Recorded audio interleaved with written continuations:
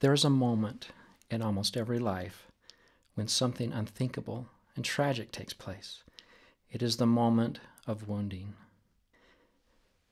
In this moment of hurt, we experience a crucible of human fire. We must choose to destroy a part of ourselves in order to live or remain complete and die. Out of necessity, we choose to live on, but for us, everything has changed. We have changed. We live on as a fragment of our former self.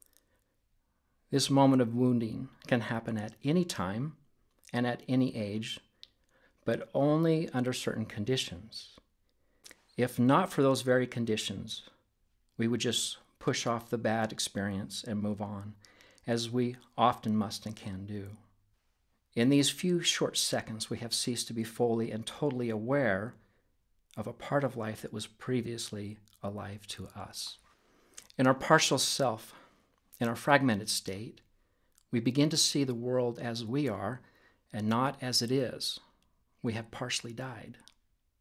It is only in these moments of tragedy that we learn to do something other than human. We learn to destroy. We learn to lie. We learn to hate. And we learn to take part in the world differently. A lifetime of experience then becomes impossible.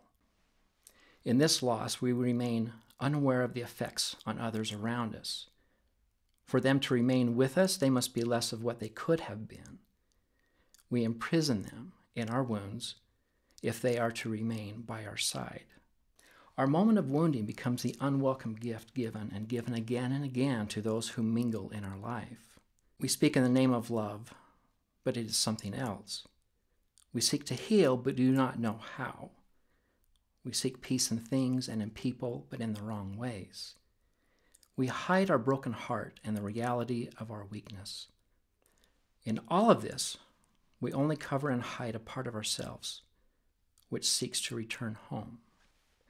This place of peace is found in our moment of choice. And until that magical moment of pure choice takes place, we suffer and others around us continue to take the full impact of our weakness. At times, it is all they can do to endure the limits we have imposed upon them. Our work, our relationships, and our friendships suffer from a moment that took place outside of their control. But to find our moment of choice, our moment of healing, is worth a lifetime of effort. In this grand moment, we first see ourselves as we really are, broken and alone, even when there are people all around us. In our moment of choice, we see that we can reach out and make life possible for another.